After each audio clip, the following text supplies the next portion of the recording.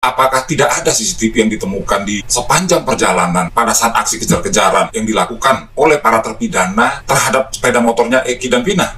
Tidak ada CCTV-nya? Ada. Itu sudah dijawab oleh penyidik sendiri yang bersaksi di persidangan.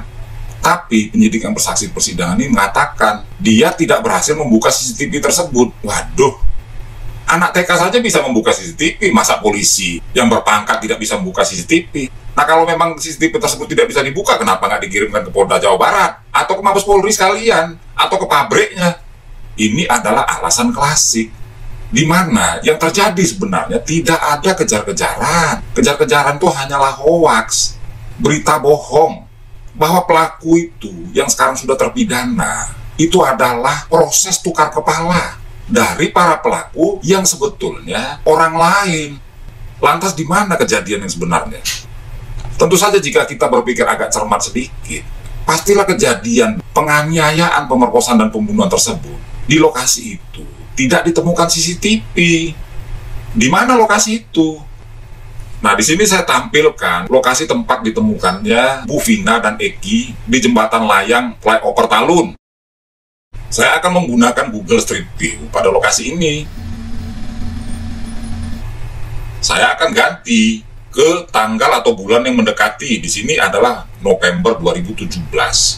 Yang paling mendekati peristiwa itu, di mana peristiwa tersebut berlangsung tanggal 27 Agustus 2016. Artinya, jika bulan November 2017 saja tidak ada CCTV-nya, apalagi pada saat kejadian tersebut. Nah, inilah tiang listrik, tiang penerangan jalan umum tempat kejadian tersebut. Tidak ditemukan CCTV.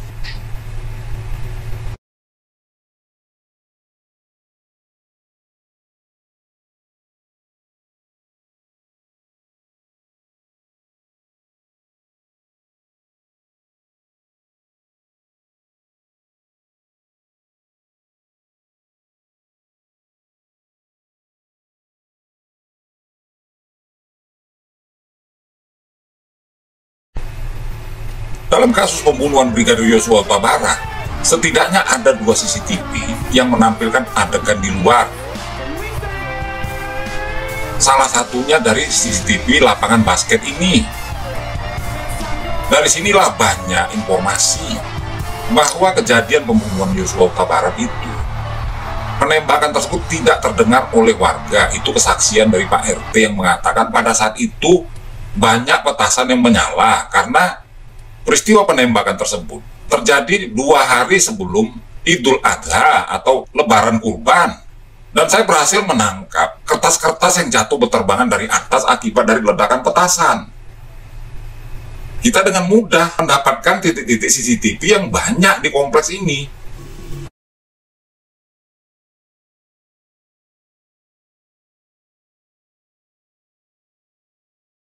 Nah, saya akan menggunakan Google Earth Pro untuk melihat lokasi di sekitar TKP berdasarkan histori pengambilan gambar oleh satelit.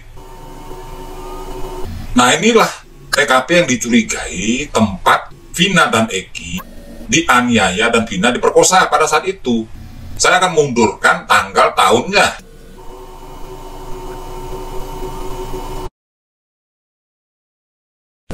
Nah, kita mulai dari Januari tahun 2015, di mana lokasi ini masih berupa kebun. Bulan Juli 2016, jembatan dari lokasi ini ke jalan sudah dibuat. Agustus 2016, sudah mulai pengecoran, pemasangan luring beserta pondasi-pondasi sudah dilakukan pada Agustus 2016. Di mana bulan ini adalah bulan kejadian ditemukannya tubuh Eki di flyover tersebut. Nah, ini bulan September 2016, bangunan sebagian sudah naik, terutama di bagian depan.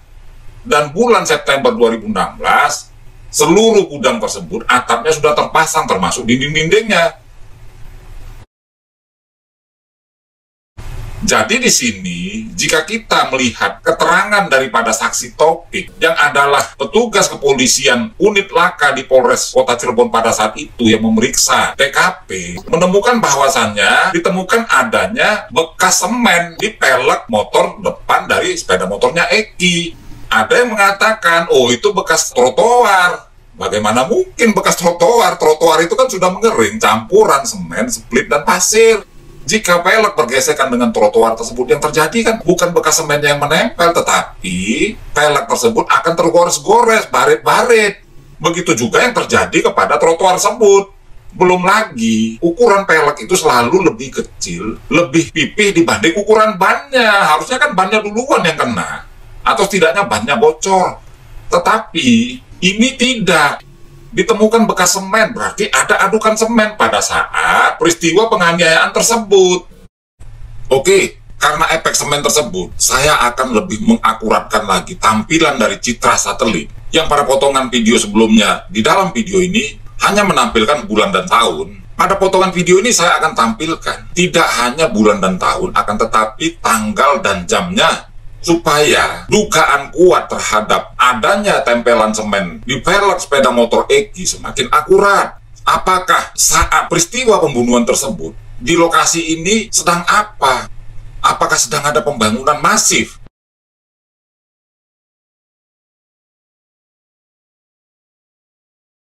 Nah, di sini kita lihat, ini adalah posisi tanggal 10 Agustus tahun 2016. Dan ini tanggal 2 September 2016, atau 4 hari setelah korban Eki dan Vina ditemukan tewas di flyover Talun, yaitu di seberang dari yang sekarang toko bangunan tersebut. Nah, akurasinya akan saya tambah, bukan hanya tanggal saja, menjadi jam. Nah, ini jam 7 pagi, tanggal 10 Agustus. Di mana pada jam ini tukang-tukang belum pada masuk, buru-buru bangunan belum pada masuk. Dan ini tanggal 2 September, jam 7 pagi 2016. Dan bangunan ini sudah berdiri.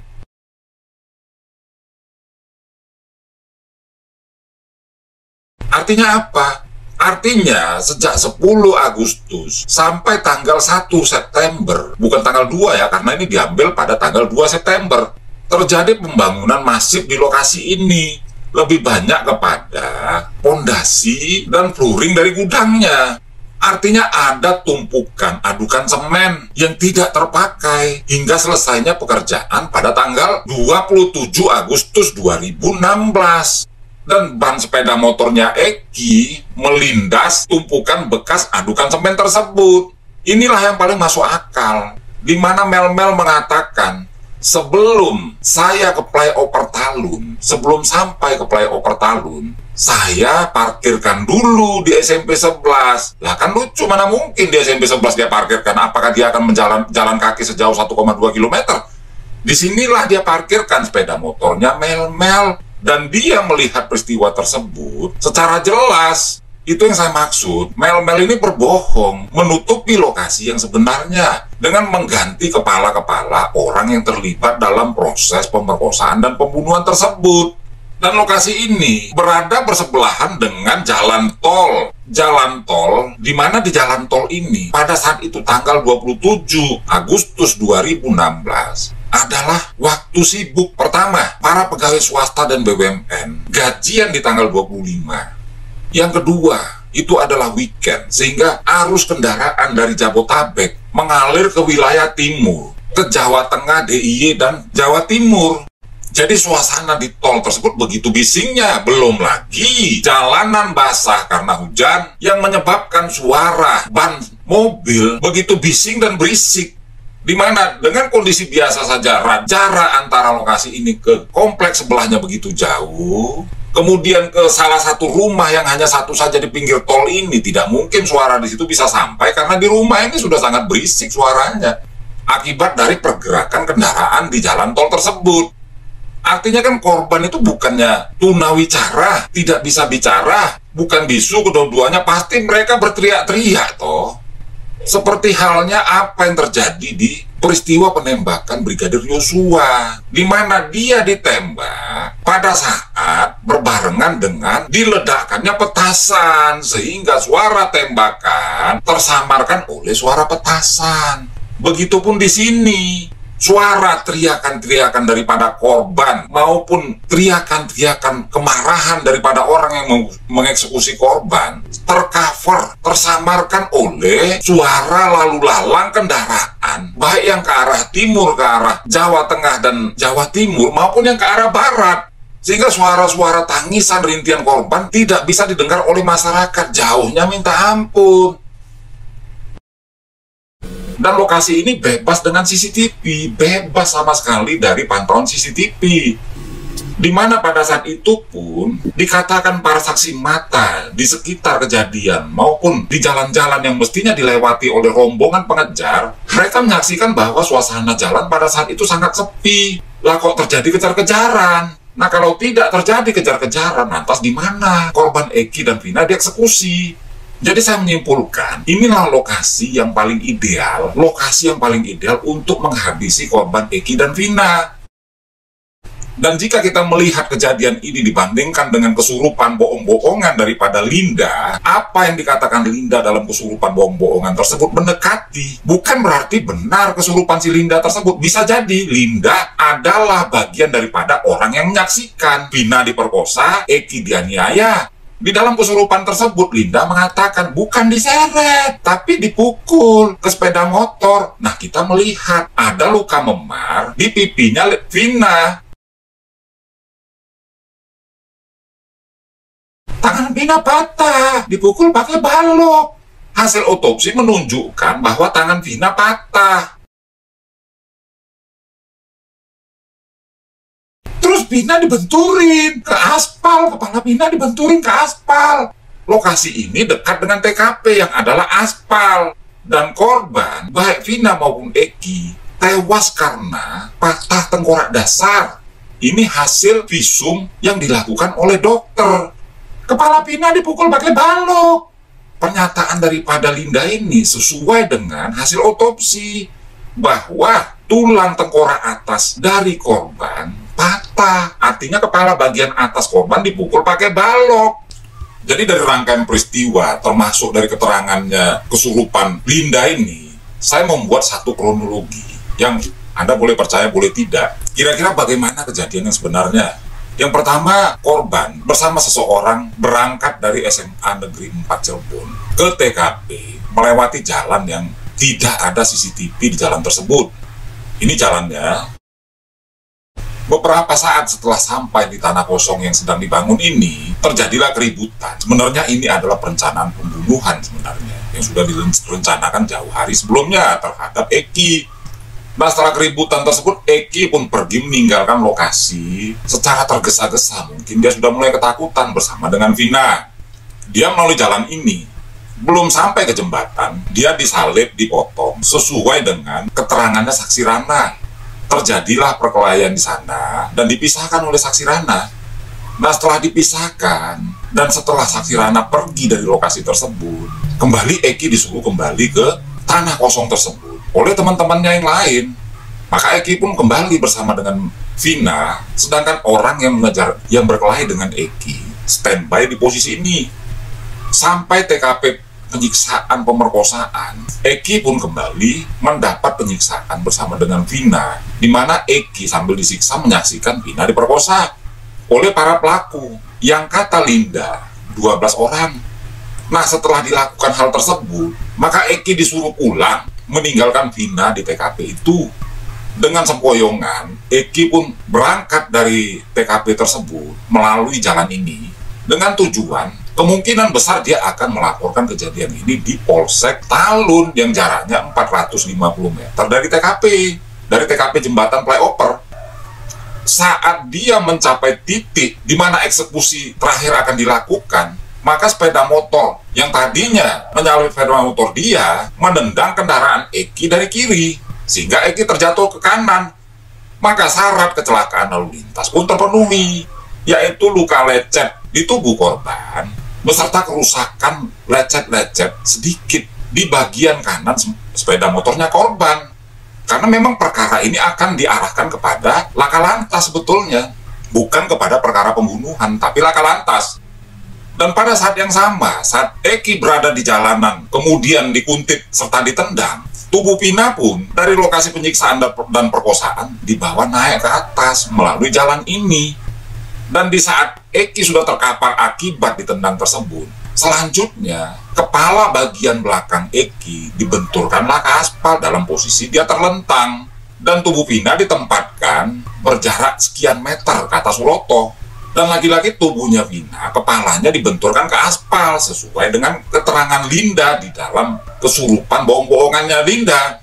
Nah, setelah korban dalam keadaan tewas, khususnya Eki, dan Vina memang sudah kemungkinan tidak tertolong lagi, disinilah lupa para pelaku memakaikan jaket di tubuh korban Vina. Karena kelupaan ini, maka jaket tersebut hanya digunakan untuk menutup kemaluan daripada korban Vina, agar seolah-olah itu adalah kecelakaan lalu lintas. Dan setelah itu, seorang perempuan yang adalah bagian daripada pelaku menuju ke bengkel, di mana di bengkel tersebut ada Ari di dalamnya. Itu adalah bengkel teman-temannya Ari. Artinya ada beberapa orang di sana. Perempuan ini menuju ke bengkel, mengatakan ada kecelakaan teman saya kecelakaan, teman saya kecelakaan. Maka berhamburanlah orang dari bengkel menuju TKP beserta Ari, beserta perempuan tersebut. Nah, Ari berinisiatif membawa perempuan tersebut ke Polsek Talun dengan sepeda motornya. Berangkatlah mereka berdua ke Polsek Talun.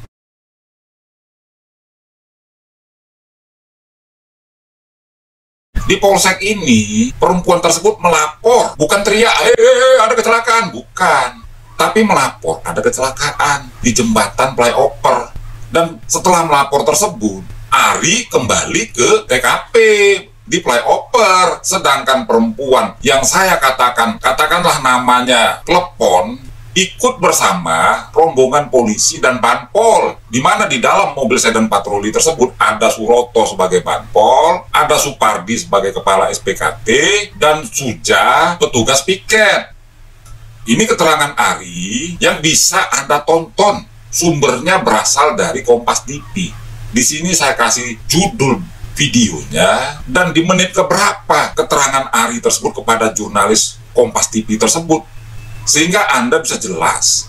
Nah, di saat Ari menuju ke TKP flyover, di belakang Ari ada mobil sedan patroli yang ditumpangi oleh kepala SPKT Supardi beserta Suja yang adalah juga polisi, Suroto, dan pelapor. Sampailah mereka ke TKP. Nah, peristiwa si Ari ini dan perempuan tersebut hilang seperti klepon pecah di mulut. Artinya, gula merah daripada klepon itu tidak keluar, tapi pecah di mulut.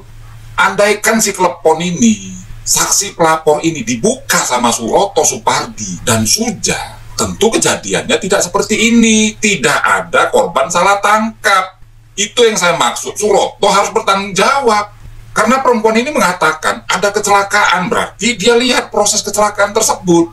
Nah, dari situlah diusut tanpa perlu Rudiana maupun kakak kandungnya Vina, Marliana, curiga apakah ini kecelakaan atau ini pembunuhan. Tentu pengusutannya harus dimulai dari perempuan tersebut. Tetapi perempuan tersebut di-cut seperti makanan klepon oleh trio Suroto, Supardi, dan Suja.